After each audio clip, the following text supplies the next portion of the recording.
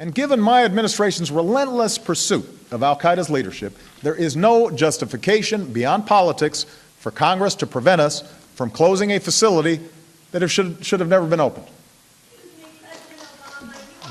Today, so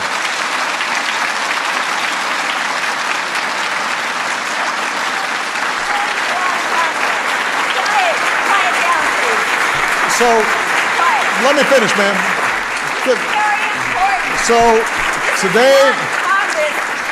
So today, once again, today, these desperate people. I'm about to address it, ma'am, but you got to let me speak. I'm about to address it. Commander-in-Chief. Let me address it. You can close Guantanamo today. Why don't you let me address it, ma'am? Release those 86 prisoners. Why don't you sit down and I will tell you exactly what I'm going to do. Today. That includes 57 Yemenis. Thank you, ma'am. It includes Shocker Amr. Thank you.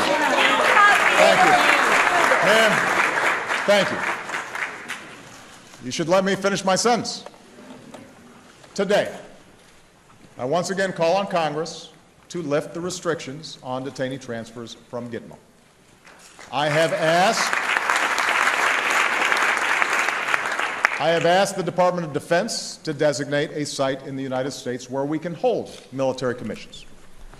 I'm appointing a new senior envoy at the State Department and Defense Department whose sole responsibility will be to achieve the transfer of detainees to third countries.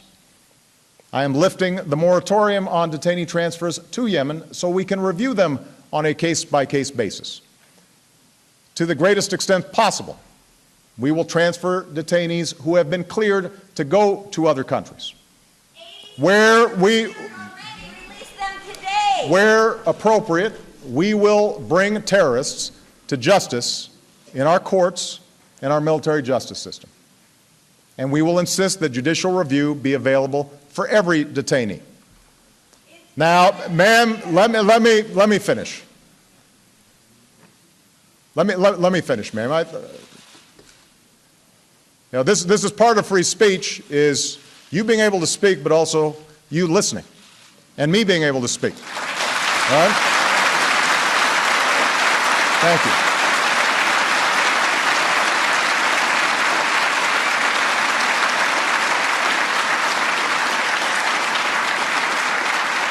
Now,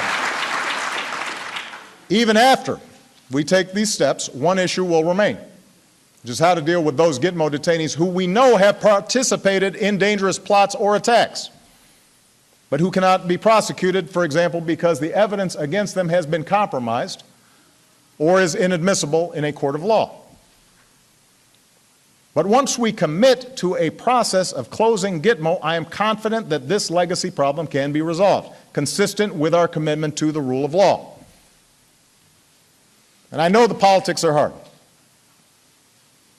but history will cast a harsh judgment on this aspect of our fight against terrorism and those of us who fail to end it. Imagine a future, 10 years from now, or 20 years from now, when the United States of America is still holding people who have been charged with no crime on a piece of land that is not part of our country. Look at the current situation, where we are force-feeding detainees who are being held on a hunger strike. I'm willing to cut the young lady who interrupted me some slack, because it's worth being passionate about. Is this who we are? Is that something our founders foresaw? Is that the America we want to leave our children? Our sense of justice is stronger than that. We have prosecuted scores of terrorists in our courts. That includes Umar Farouk Abdulmuttalib, who tried to blow up an airplane over Detroit, and Faisal Shahzad, who put a car bomb in Times Square. It's in a court of law that we will try Doksar Charnev, who is accused of bombing the Boston Marathon. Richard Reed, the shoe bomber, is, as we speak, serving a life sentence in a maximum security prison here in the United States. In sentencing Reed, Judge William Young told him, "The way we treat you is the measure of our own liberty." When we went, he went on to, we went on,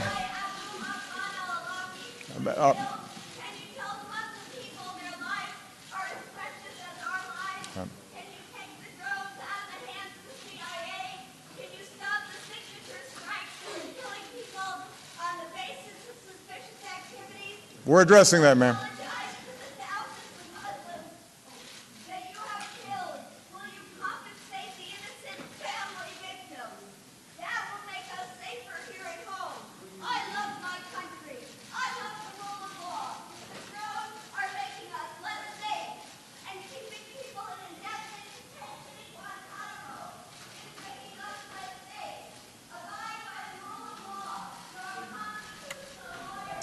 You know, I think that and I'm going off script as you might expect here.